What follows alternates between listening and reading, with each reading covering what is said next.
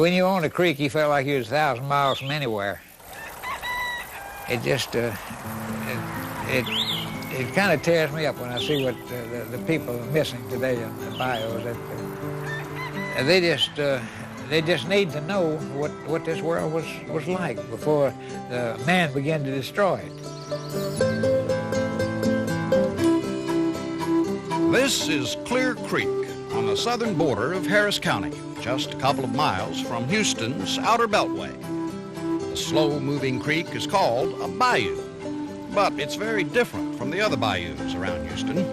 Although houses and subdivisions populate its banks, Clear Creek still supports an abundance of birds, fish, and wildlife. But things are changing along the creek, and for much of the wildlife that calls this bayou home, time may be running out.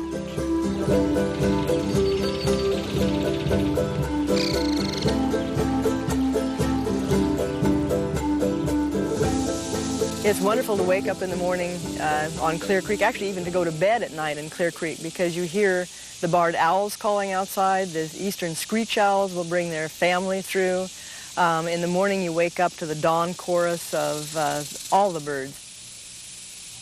It's wonderful in the springtime when you have a migration, and if people know what a migration is, in High Island, Texas, there will be a fallout of the neotropical migrants, and about 24 to 36 hours after that, we'll have that same fallout up here.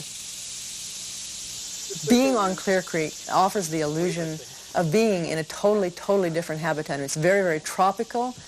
You could be in South America. I mean, you feel like you're in South America. I mean, for myself, it transposes me away from my everyday world. And it's just a different kind of world, and you just can get lost in it. I mean, you float along a creek, for instance, and you can be anywhere. And the amazing thing is that Clear Creek is right here inside Harris County. I mean, it's right here, it's accessible to us, it's ours. And this is a real refuge in here. It's a gorgeous place. But it's one of the few around.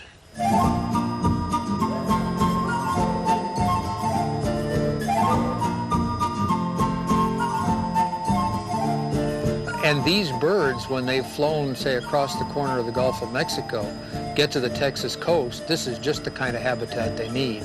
They need a place that they can drop in and rest, get some shelter, find food, so that any time you lose this kind of habitat as a way station on a migratory route, you're affecting that population greatly. Well, you can get some idea just from the number of herons and egrets that are feeding along here, you know, how productive this is. We're seeing fish swirl, there's birds feeding all along the edge. I can hear all kinds of songbirds singing, Carolina wrens and cardinals and chickadees, and there's tremendous productivity in here.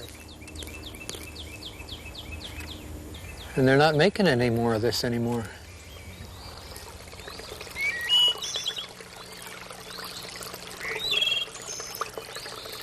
This particular Clear Creek is one of the only remaining unaltered creeks. I mean, we'd be selling money to go see what a bayou used to look like before we messed around with them. You put a gate across it and charge. I think people would pay to go see it. It's beautiful. To lose the beauty that can't be replaced, to lose the ecosystem that can't be replaced, to lose the fisheries. Fisheries are dwindling worldwide. And here you have a nursery ground, which will be taken away for the bay, which is one of our biggest industries on the bay, is fishing. It's ironic that Houston is called the bayou city, and we have been busily removing our bayous as hard as we could. It's hard to imagine Houston in its early days without bayous. They were the primary source of transportation, recreation, and commerce. 26 major waterways extending through the region in an intricate web. Houston truly was a bayou city. But during the early part of the 1900s, Houston's growth exploded. Its population doubled every 10 years, and much of that growth took place in floodplains. Suddenly, bayous became a threat. In 1936, Houston's downtown district was devastated when water spilled over the banks of Buffalo Bayou. The entire landscape of Harris County was about to change forever.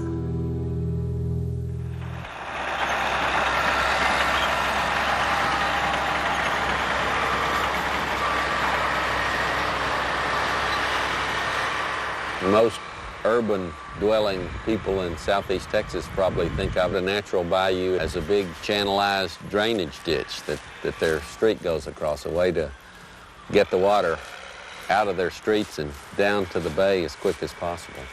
But this is what a bayou really is supposed to be. And we think it's important to preserve at least a remnant, at least the few remaining of these areas that haven't been channelized and developed along their stream sides, because it's not only for their biological richness and flood control and the amenity of living really for people nearby, but as a sort of a connection to our past.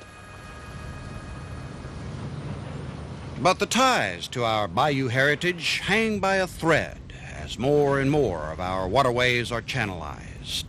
This is Sims Bayou in southeast Houston. Here, the waterway has been straightened, deepened, and widened for flood control. A similar fate is planned for 19 miles of Clear Creek. Its delicate ecosystem is at a crossroads. People love to live next to big trees. They love to have something natural. The downside is that rivers do flood, streams do flood, and it can affect your property. The ideal way to be is to be able to live in harmony and be able to not lose your property or lose the value of your property and still have all the amenities that this stream provides. There are 3 osprey working. These amenities could be the source of a significant economic windfall.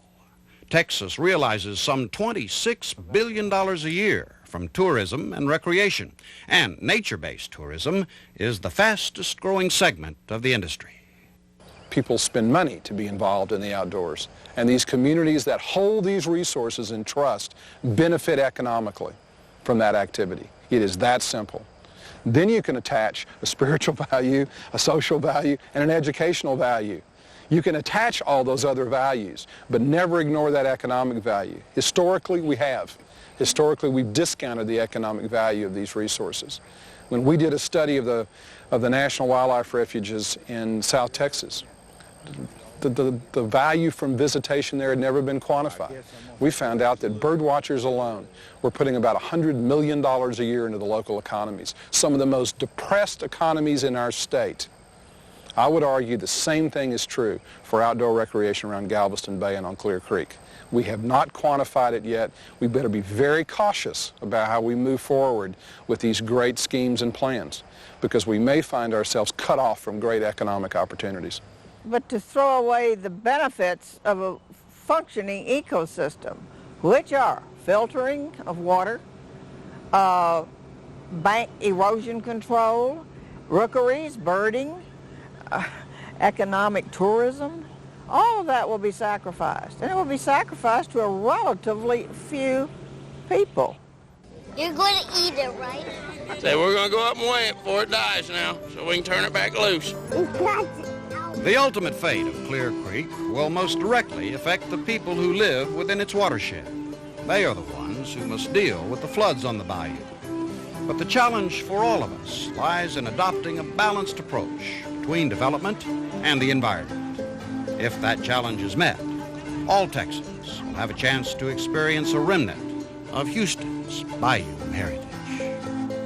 It's improved our quality of life, because instead of having to go somewhere else to see nature and the birds and everything, we can just sit in our backyard and watch nature come to us.